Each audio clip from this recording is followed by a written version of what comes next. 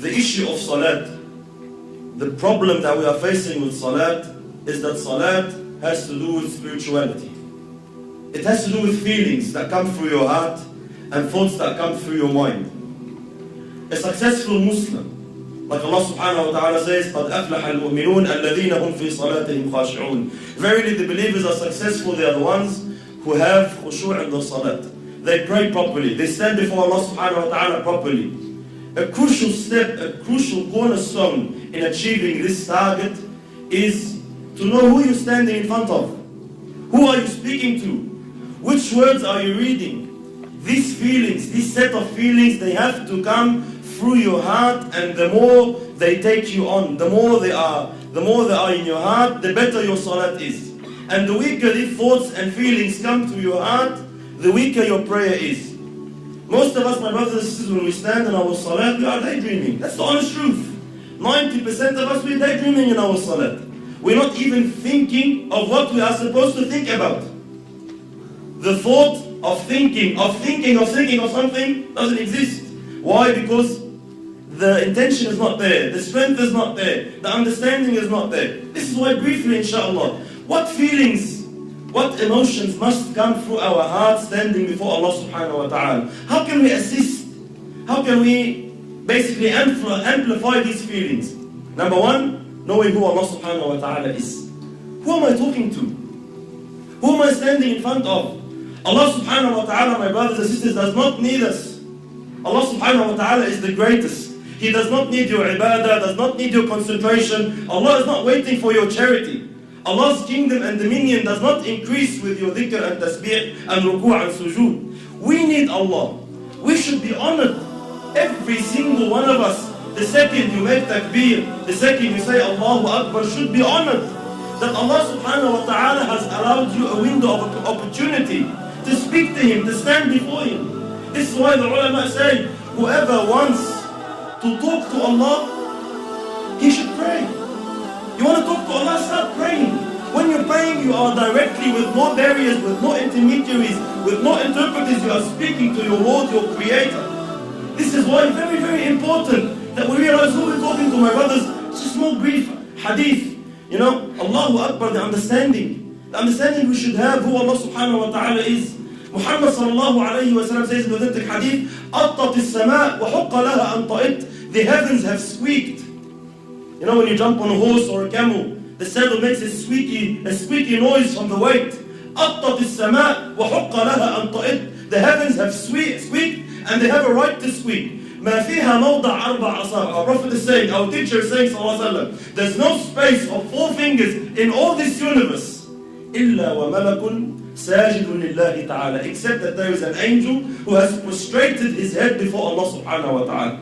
Every 4 fingers, billions and billions of angels, billions and billions of creations of Allah are continuously praising Allah subhanahu wa ta'ala. Allah subhanahu wa ta'ala says, تُسَبِّحُ لَهُ السَّمَوَاتُ السَّبْعُ. The 7 heavens and what it contains and what is in there. تُسَبِّحُ لَهُ السَّمَوَاتُ السَّبْعُ وَالْأَرْضُ, and the land, وَمَنْ فِيهِنْ, and everyone inside them, and everyone within the boundaries. تُسَبِّحُ لَهُ السَّمَوَاتُ السَّبْعُ وَالْأَرْضُ وَمَنْ فِيهِنْ وَإِن مِّن شَيْءٍ إِلَّا يُسَبِّحُ بِحَمْدِهِ وَلَكِنْ لَا تَفْقَهُونَ تَسْبِيحَهُ. Everything is praising Allah. Rock, plant, tree, whatever it is praising Allah, glorifying Allah. وَلَكِنْ لَا تَفْقَهُونَ تَسْبِيحَهُمْ إِنَّهُ كَانَ حَلِيمًا غَفُورًا. But you don't understand, you don't comprehend the praise, you can't hear the praise. But everything is praising Allah. Allah is not in need of you. Allah is not in need of you standing, feeling obliged like most of us. Why do we pray? Majority of us, my brothers, we pray to offload the obligation. Alhamdulillah, I finished my salat. If you come and stand before Allah with this intention, are you unaware that Allah subhanahu wa ta'ala knows exactly what is going through your heart at that stage? When you come and say, I just want to get dhuhr over and done with. These feelings that come to us, we don't say them in public. No one comes and says, Allah, khalasna ba'a, let's pray. No one says that. No one says to his man, get over and done with, khalas. We say, let's go pray dhuhr in my heart. Allah, please, let's go over and done with. This feeling that I'm praying just to offload the burden of salat is not the right feeling you should have. You should be honored, my brothers and sisters, wallahi, in issues of dunya. when we deal in our dunya here with human beings like us. Wallahi, subhanallah, if you stand in front of someone you're afraid of, like a judge in court, or a bully of some sort in Auburn, or a president, a prime minister, an ASIO agent, whoever you stand in front of, what happens to you naturally, without no motivation, without no one to have to give you a 7-step course of how to fear him? Naturally speaking, subhanallah, your heart starts pounding. You feel something. When you stand in front of the judge and he's about to announce the decision whether you'll come 15 years in jail or not, your heart starts pounding naturally. No one needs to give you a course. Why? Because we are aware who this person is. I know who he is. I know what authority he has. I know what he can do. I know what he can decide now. He can wreck my life. And because I know this, naturally the feeling, the emotion comes naturally. The problem is when we deal with Allah, these feelings do not exist. You stand before Allah and you're daydreaming. We all know Allah knows what's in your heart. يَعْلَمُ السِّرَّ وَأَخْفَى. But it does not move anything in you. Every blue moon, every now and then, maybe in Ramadan when you're feeling down, something that, you're going through trouble with your family, you want to get married, you get some emotion. Other than that, our salat is just far off where it should be. Why? We are unaware who you are standing in front of. The understanding that Allah now subhanahu wa ta'ala has allowed you to speak to Him. Wallahi, my brothers and sisters, wallahi, we see Muslims in this dunya, they get to meet a sinner. Let's say an actor or an actress or a pop star of some sort. And they are so overwhelmed by the fact that they had an opportunity to get his signature or her signature. They're just so overwhelmed. They would say, they'll be speechless. I'm actually standing in front of you, I can't believe it. And they'll be so, they'll be so touched that, he's allowed them 5 minutes of his time. We have these feelings with mashayikh even. Sometimes the super chef comes from overseas and we find all the boys and Allah Akbar, I'm giving him salam, I can't believe it.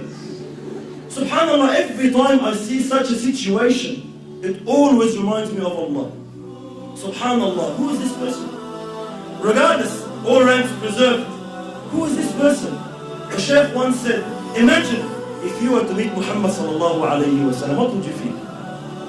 Imagine if Rasulullah sallallahu alayhi wa sallam said, I'll give you 5 minutes of my time, come meet me. What would you think? Would you daydream? Would you be sitting with Rasulullah thinking of your wife? Would you be sitting in front of Muhammad sallallahu alayhi wa sallam thinking about work? No way on earth. Why? Prophet of Allah is he. You'll be taken. You'll be absorbed in the discussion. But subhanallah, we stand before Allah every day 5 times daydreaming. Why? We are unaware who Allah subhanahu wa ta'ala is. And how patient is Allah? How merciful is Allah subhanahu wa ta'ala, my brothers? Imagine Allah subhanahu wa ta'ala knowing, seeing what's in your heart. He gave you everything.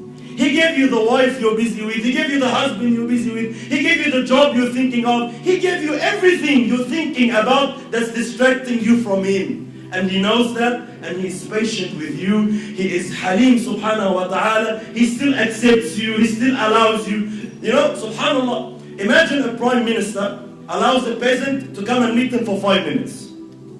Says, all right, you have problems, come. I'll allow you to meet the prime minister. But the peasant comes, he enters the office, and he starts playing with things around in the office, forgets about the prime minister. What will happen to this guy? He'll be banned.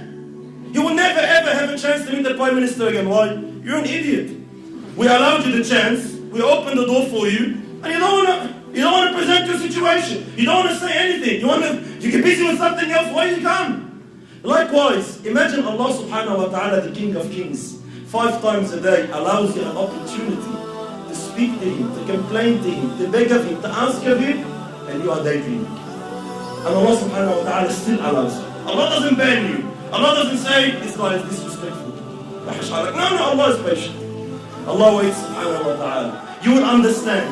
You will come back. So very, very important. Step on who Allah subhanahu wa ta'ala is.